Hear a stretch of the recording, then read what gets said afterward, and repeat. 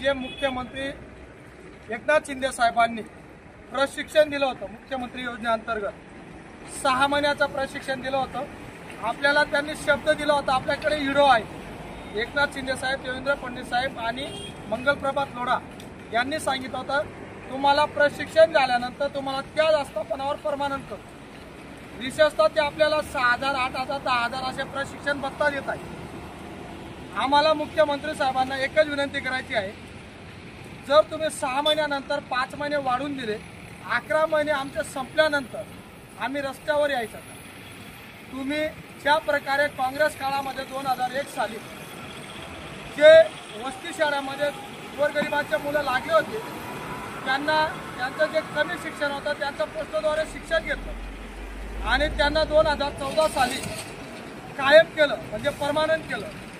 आज आम्ही तर त्यांच्यापेक्षा 2 वर्ष जास्त शिकलेलो आहे। आमच्यामध्ये जर कोणाचं शिक्षण कमी असेल तर त्यांचं पोस्टद्वारे शिक्षण घ्या आणि आमच्या शिक्षण पात्रतेनुसार आम्ही ज्या आस्थापनावर काम करत आहोत त्याच आस्थापनावर आम्हाला कायम रोजगार द्या, एवढी शासनाकडे विनंती करतो।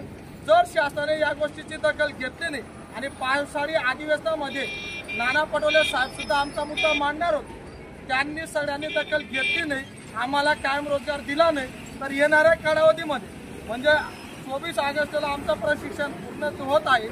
25 ऑगस्टच्या दिवशी याच आनंदखेडामध्ये मी स्वतः अभिलाल देवरे आमरण उपोषण करेल आणि याला सर्वस्व जबाबदार महाराष्ट्र सरकार राहील, धुळे जिल्हा अधिकारी असतील, संस्थापक आहे, यांचं नियोजन आपल्याला सर्व प्राप्त झालं आणि त्यांच्या ज्या विविध मागण्या होत्या त्या बऱ्याचशा मागण्या आहेत शासन स्तरावरील आहे, या माझ्या स्तरावरील मागण्या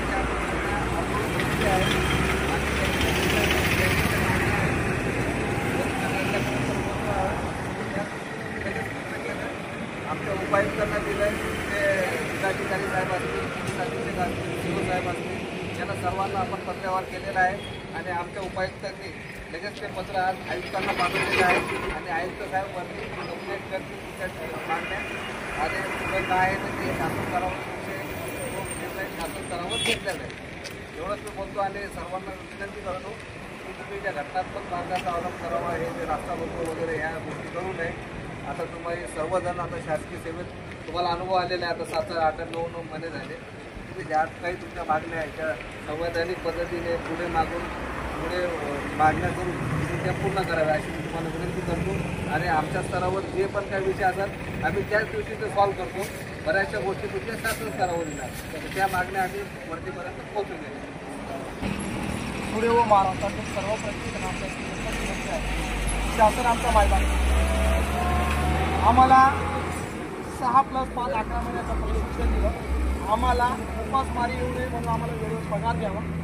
दुसरी गोष्ट 2001 मध्ये जसं तुम्ही वस्ती शाळेमध्ये कमी शिकलेल्या मुलांना घेतलं होतं आणि त्या लोकांना पोस्टाद्वारे शिक्षण दिलं आणि त्यांना 2014 मध्ये कायम केलं, तर त्याच प्रकारे आम्हाला सुद्धा रोजगाराची गरज आहे।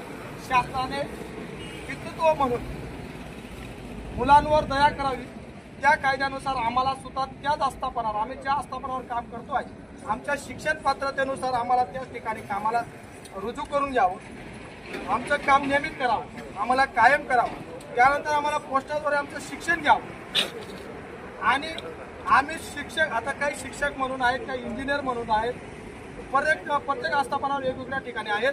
आम्ही त्यापर्यंत पोहोचतोपर्यंत आम्हाला योग्य ते मार्गदर्शन करून पोस्टाद्वारे शिक्षण घेऊन आम्हाला तिथं त्या जागेवर रुजू करावं, तोपर्यंत तुम्ही आमच्या शिक्षण पात्रतेनुसार आम्हाला कायम नोकरी द्यावी असं शासनाकडे विनंती करतो आणि तुम्ही इथं आमच्यापर्यंत आले आणि आमचा संदेश शासनापर्यंत घेऊन जाणार म्हणून तुमच्यावर विश्वास ठेवून आम्ही हे आंदोलन इथंच थांबवतो। जय हिंद।